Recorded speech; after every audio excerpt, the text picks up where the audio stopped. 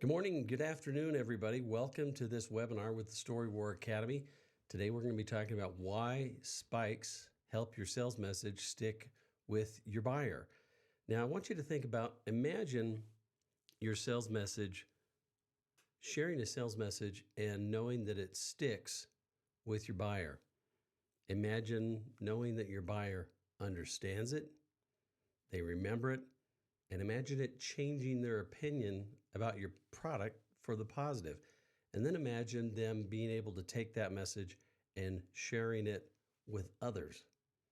That's what we mean by stick. You know, it reminds me of a visual that we will sometimes use. Let me take you to a piece of paper here.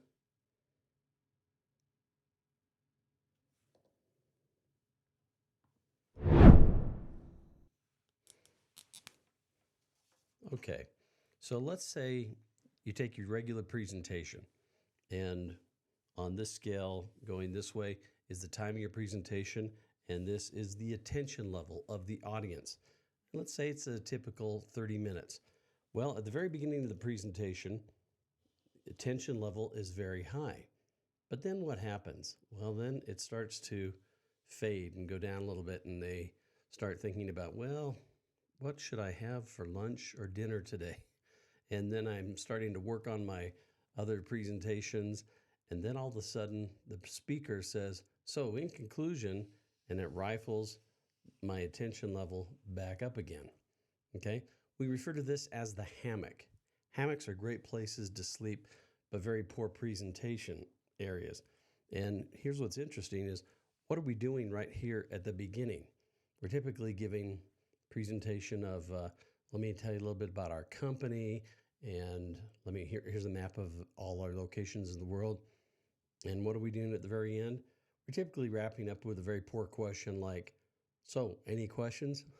And then where's the real meaty stuff being delivered? Right here in the middle, where their attention level is about 20%. So what do we want to have? Instead, at the very beginning, we want to spike their interest. Get their attention. Then when it starts to go down, you're going to spike it again. And you're going to spike it again and again and again and again. Okay? We call this the bed of nails. It's hard to sleep on a bed of nails. And the delta between here and here, that's the difference of what it means to have your message just slide by like Teflon and it doesn't stick, and that they really get it. All right, so the bed of nails versus the hammock. So that's the bed of nails versus the hammock. Now that word stick comes from a book by Chip and Dan Heath. We've talked about this a little bit before, and I love their definition here. By stick, we mean that your ideas are understood, they're remembered, and they have a lasting impact, and they change your audience's opinions or behaviors. So whenever we talk about making it stick, that's what we're talking about. And we really want to make certain that your message does that. You could have a great message and it just slides by and doesn't stick. So the spikes are the tools we want to use to help make that happen. So what we're going to do is, last time we talked about the spikes and we introduced this mnemonic, it's a hard word to say, of ILQ, MOVS, or ILK moves to help you remember what the 10 spikes are. Today we're going to introduce you to the very first spike, or what I sometimes refer to as the Lennon spike. But before we get into that, what I want to do is help you understand what are the traits that make these spikes stick. If you can understand that, you're going to walk away with more than a bachelor's or a master's education in sales and marketing if you really internalize these 7 concepts. So let's go to the video from the Story War Academy where we take about 10 minutes talking about that. To see why spikes make your message sticky, we need to go back in time. I mean, way back in time in terms of humankind's first brain.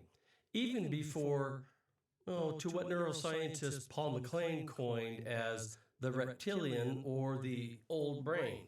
So imagine you're a salesperson, you're trying to convince a client. Now, think of the client's brain as a bit of a layered cake, okay? This bottom layer, the oldest part, is what MacLean calls the reptilian brain or the old brain. This part of the brain is also called the basal ganglia, and it's all about survival. Think of it as the autopilot of the brain, handling basic functions like breathing and instinctual reactions like fight or flight. Now, why does this matter to sales and marketing? Because the reptilian brain is also the decision maker. It's not interested in long-winded explanations or drawn-out stories. It wants clear, concise information. It responds to direct benefits like, how does this help me right now? Or why should I care? For example, if you're selling a security system, instead of getting lost in the technical details, you hit the reptilian brain with something like, this system keeps your family safe. That's a direct survival message, easy to process, and yet hard to argue with. So when you're crafting your sales or marketing pitch and how it will be delivered, remember, you're talking to the survival-centered brain of your buyer. Keep it simple, straightforward, and focused on direct or immediate benefits. Over the years, I've discovered there are 7 traits that will trigger that old reptilian brain of your buyer to act. This is why spikes work. They take advantage of one or more of these 7 traits. If you take away only one thing from all our time together, understanding how these 7 traits trigger your buyer's old brain will make it well worth your time. I'll describe each trait and then show you an example with a spike.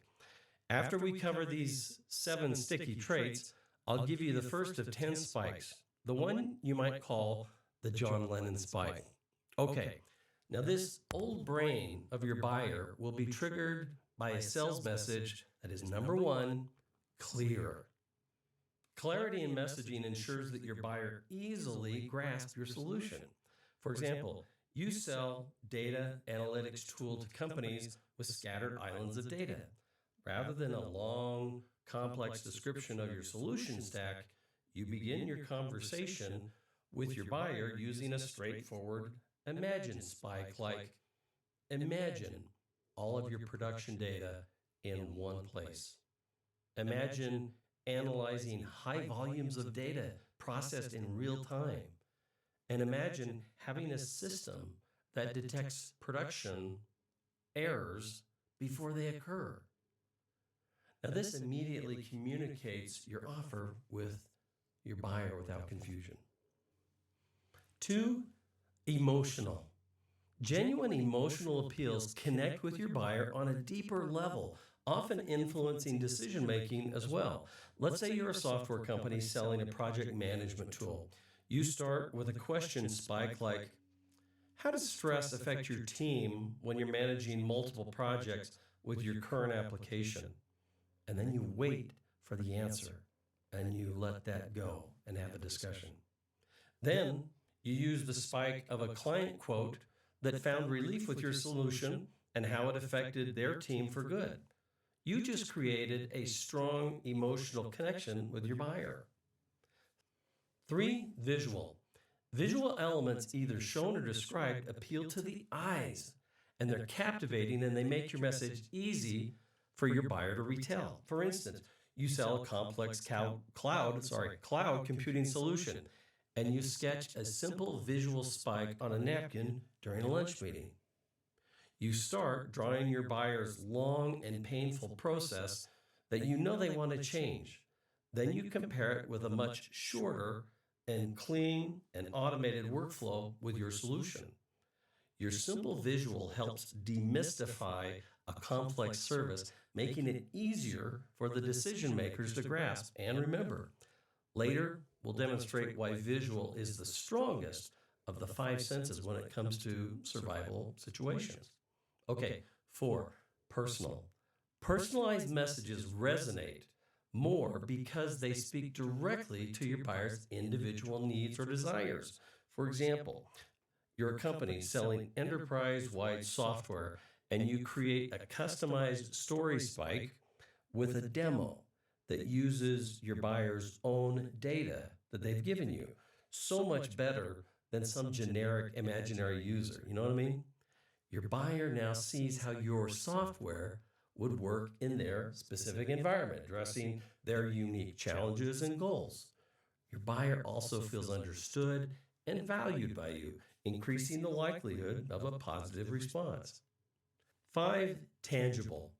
Concrete details make the benefits of your product or service clear and believable. I had a client that sold an iron roughneck to drilling companies to help attach more pipes to a pipeline using robotic claws. All the competitors in the marketplace had 2 claws that would deform or egg the pipe, making it difficult for the pipe to then seat firmly in each other. But my client's iron roughneck used 3 claws, okay? 3 claws. So that when the pipes came in, let's see, 1, 2, 3, they would seat quickly. Now, the chief engineer demonstrated this unique feature using an object spike with 2 styrofoam cups, kind of like these cups, but they were styrofoam and easier to bend than my hard plastic ones. All right, 6, first and last, or what we call primacy and recency. The first and last parts of your sales message are most remembered. For instance, you start a presentation or a proposal with a compelling statistic that grabs attention, such as a number spike with the numbers 10, 4, and 1, and then stating, our solution has helped businesses in your industry increase productivity by 10% in 4 weeks by replacing just 1 raw material in your supply chain. Now, this strong opening sets a positive tone to show how you can do this for your buyer. Then you could conclude with a memorable spike or a QR code for a product sample or a powerful client quote spike, ensuring that your final message sticks with your buyer. And finally, 7, think of your favorite movie or TV show and how it uses suspense to hold your attention and entertain you at the same time. In a similar way, when you keep your buyer in suspense, it encourages them to seek more information. My first sales boss taught me, Kevan, always leave them wanting more. In psychology, it is called the Zeigarnik effect, which is a phenomena suggesting that people remember incomplete or interrupted items better than they do completed ones. So if you give your buyer a story or an idea that is incomplete, they will typically stick with you until you bring it to closure. For example, your company is releasing a webinar series showcasing a groundbreaking new technology you have.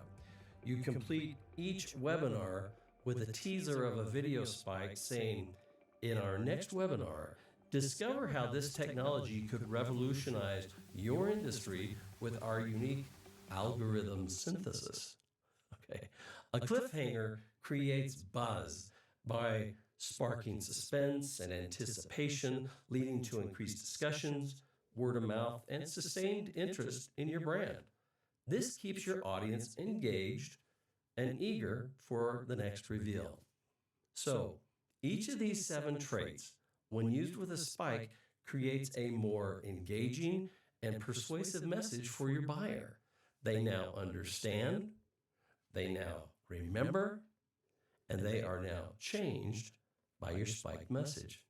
Trust me when I tell you, spikes work all the time, in all situations, and with all buyers. There's a spike for every situation. Just make certain you practice, practice, practice, so you can deliver it naturally. Okay, more on that later. All right. Practice, practice, practice. Absolutely. All right. We talked about the Lennon spike. So let's now jump into it. And what is that spike? It is called imagine. All right. So put yourself in this situation. Imagine you're starting a presentation and the phrase you use at the beginning is, could you please lower the light so we could see the slides? Or you might say, could everybody please turn the cameras on so we could see them? And you find that there's very little interaction. Nobody's saying anything.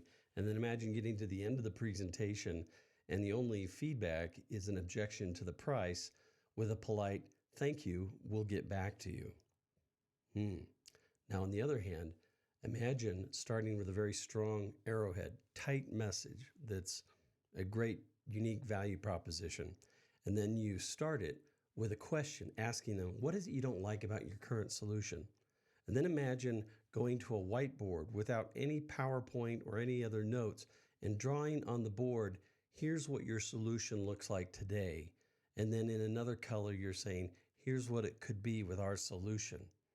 And then imagine them repeating that back to you, asking you questions, going up to the board and picking up the marker and saying, so is this what you're saying? And then they take you into other departments and you find that they're redrawing that picture of your solution for them.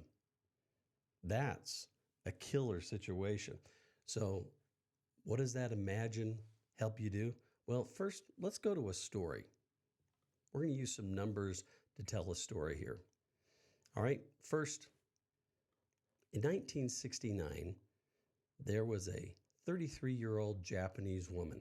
Now, she was an artist in the genre of avant-garde, meaning she was kind of edgy on some of her art, meaning people like me wouldn't understand it. And she had this one art piece called ceiling painting. And what you had to do is you had to climb this. You went into the museum, you climbed this very high ladder, and when you get up to it, you're right up next to the ceiling. There's a magnifying glass looking at a little word painted on the ceiling, and the word was yes. Well, there was a musician that was fascinated by this woman's art. He got to know her, and over the course of 3 years, in 1969, they got married. This woman also did poetry, and she did this one poem called Capturing the Clouds. It so inspired this musician, this poem about doing the impossible, and it really stretched his imagination that he went back to his bedroom where he had a Steinway piano, and he wrote a song. And in that song, he used a word 6 times. Now, this man's name was John, and his wife's name was Yoko. And the name of the song was Imagine. It became very famous. You've probably heard of it before. So this imagine is a very powerful rhetorical tool. But more importantly, what it does for you is it transports your buyer. The minute you say imagine, your buyer comes with you. It's almost like you're driving a bus and you're asking them, come on, get on the bus and come with me. And guess who's driving? You're driving. Or it's a lot like standing in front of the mirror with a tailor behind you and the tailor's saying, what do you think about this? Why don't you try this on? See how you like it. So it is a transport device. That's what the imagine statement does. It takes the buyer to different spots and it takes them very quickly. So they're truly transporting. Think for just a minute. Let's say, imagine you're in a very quiet spot, you in a very pleasant place, and you have the whole day to yourself. And imagine you have your favorite book from your favorite author and nobody there to interrupt you. And then imagine it takes you to this faraway marketplace with the strange smells and the sounds. And for me, it would be a true crime or a mystery book. And you're there in this marketplace trying to figure out who is it that doesn't belong here. And you see the faces as people go by. You hear the animals You smell. Okay. Now let's pause. Let me ask you, what are you seeing in your eyes? What are you hearing? What are you feeling? Okay. Are you starting to see how the imagine statement, it's a portal. Imaginary statements are portals to a story. And guess who's writing the story? You and your buyer.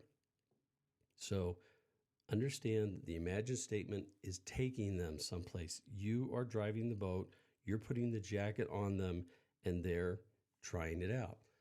A well-told story is a low-level form of hypnotism. They will see and hear things that you never mention. That's how powerful it is, because they start to paint that picture by themselves. I love the quote by Albert Einstein on his idea with imagination.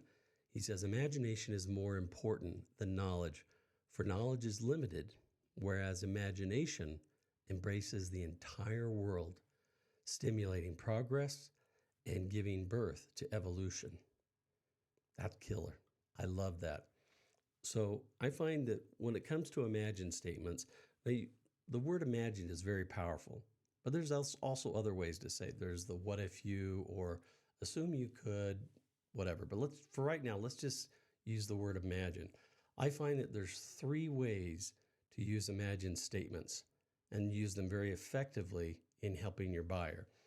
First and foremost is imagining the pain. So it might be, if I'm talking to a sales guy, imagine losing that deal you thought you were going to have and having to go to your boss and explain why you're not going to make your number. And then imagine finding out you're not going to make quota club and go to Paris. And imagine having to explain to your wife, who spent the year learning French because Paris was on her bucket list. Okay?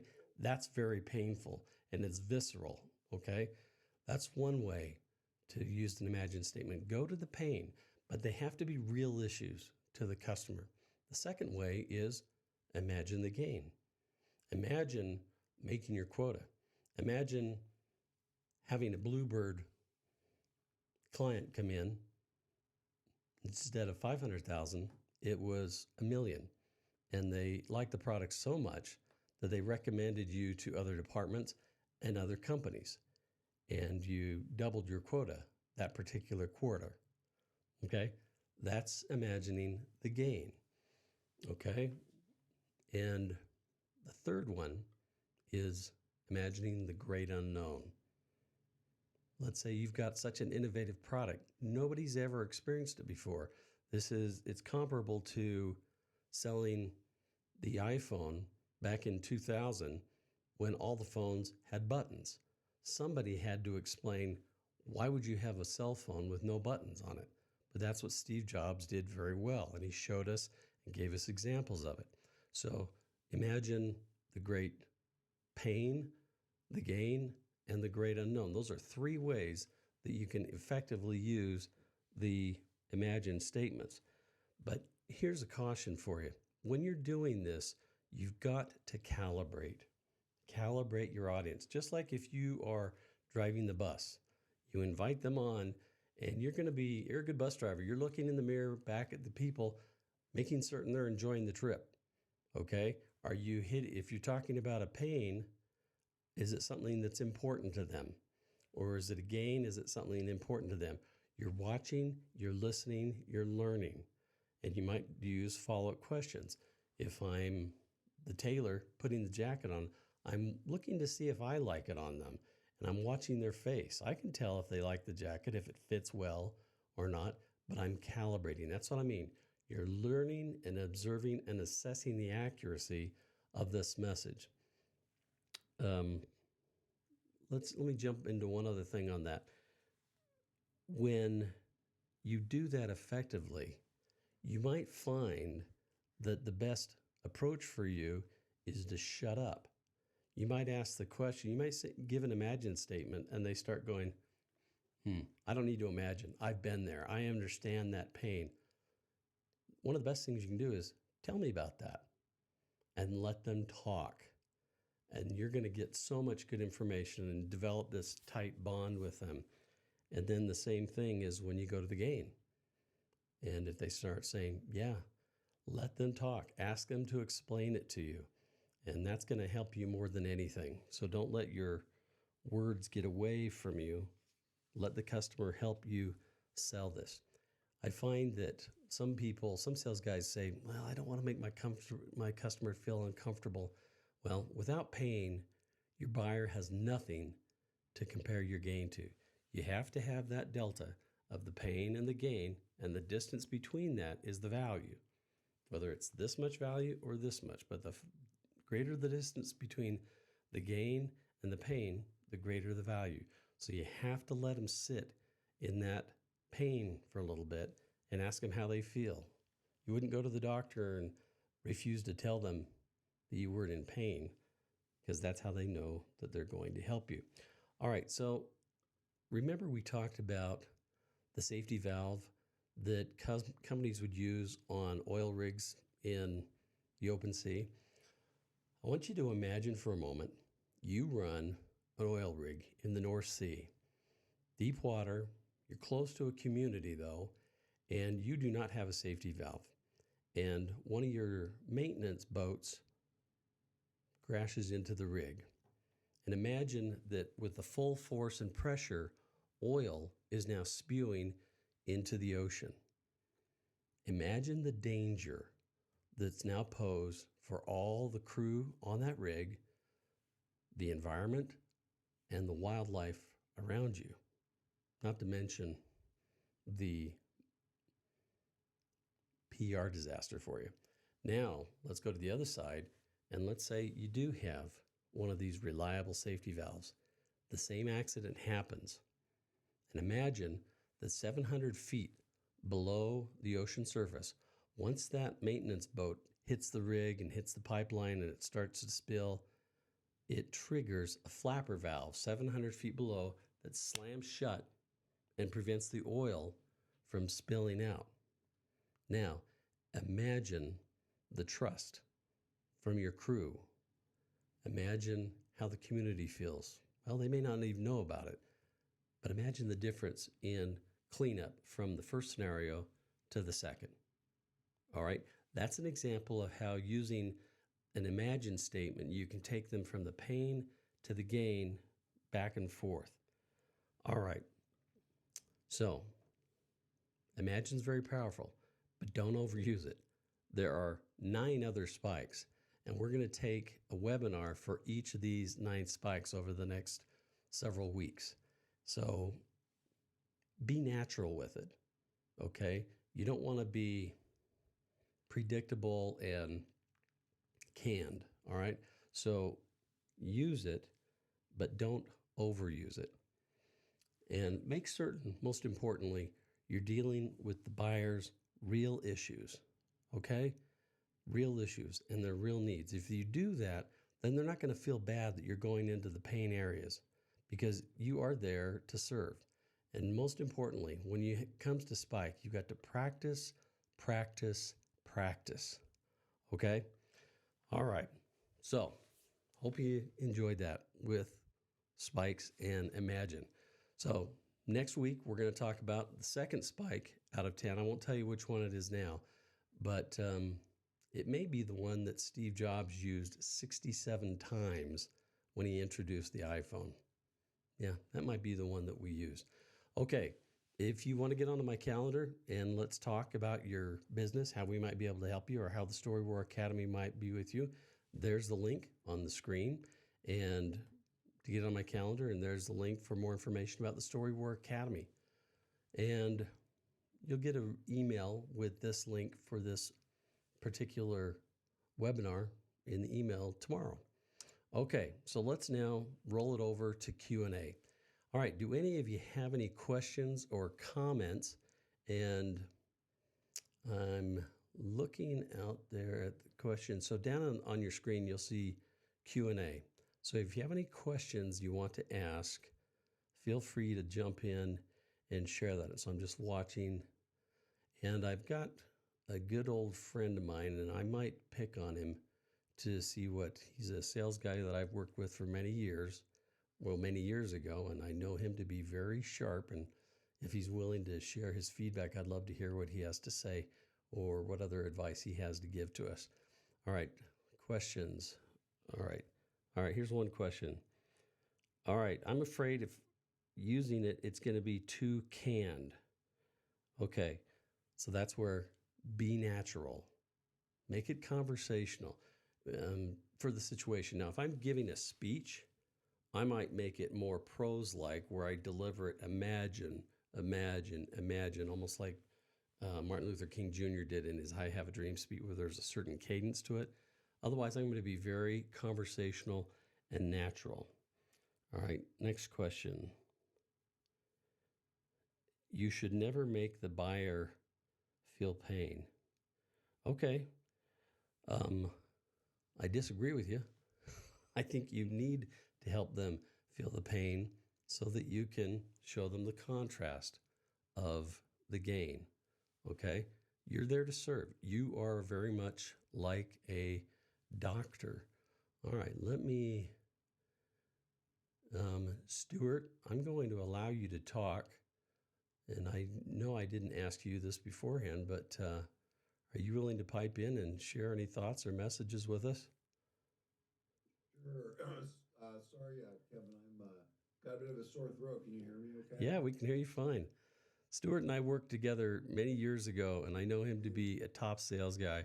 So, Stuart, what other advice or disagreement you might have with me, or any advice you might have for the folks? Because I know there's always folks that have not been in sales as long as you and I have.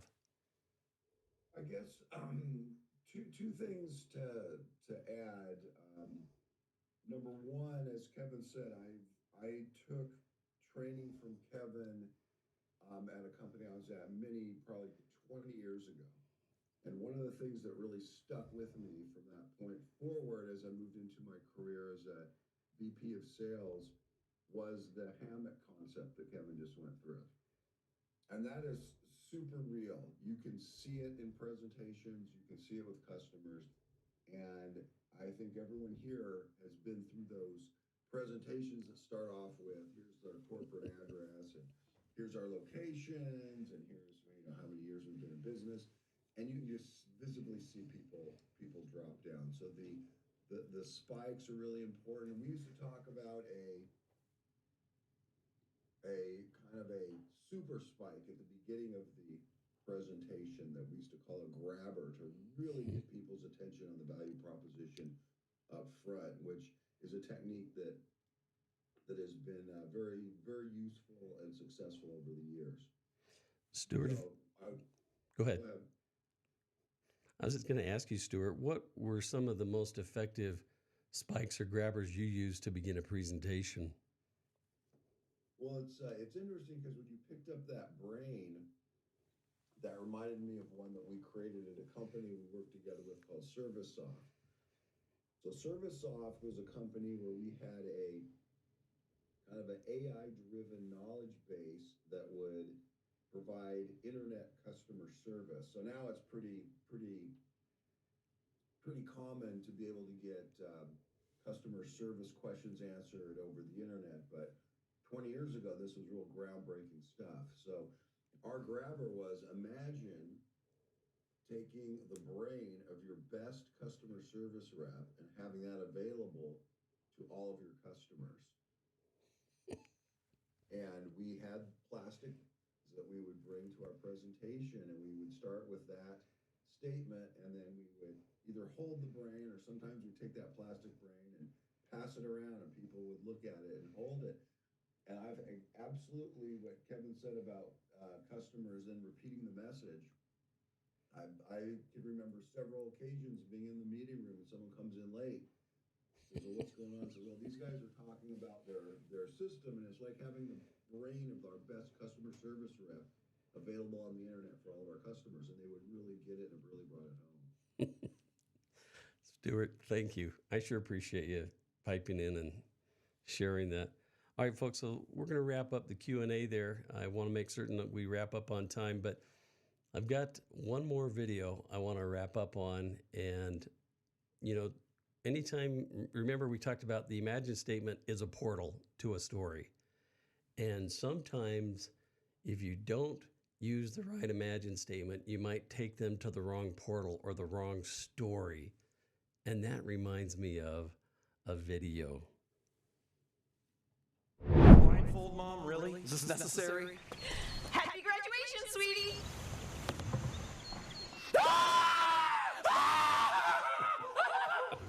I can't believe you got me this car! Amazing! Status update. Best day of my life! I'm calling Grandma. Should we tell him that? No, let him tire out first. Jogger, check out my sweet ride! How can you jog when you can drive? Not yet. He's losing steam. Just the ride's course. Marry me right now! So marrying you right now. We're getting married! This is the best day of my life! Hey, Steve. Best gift ever! Love the car. Best gift ever! Best gift ever! Yes, best gift ever! Love you guys so much! Hey! Mr. Johnson just stole my car! All right, guys. Hey, thanks so much for being with us, and we'll see you next week. And if you have any questions, feel free to email me. Otherwise, make it a great day.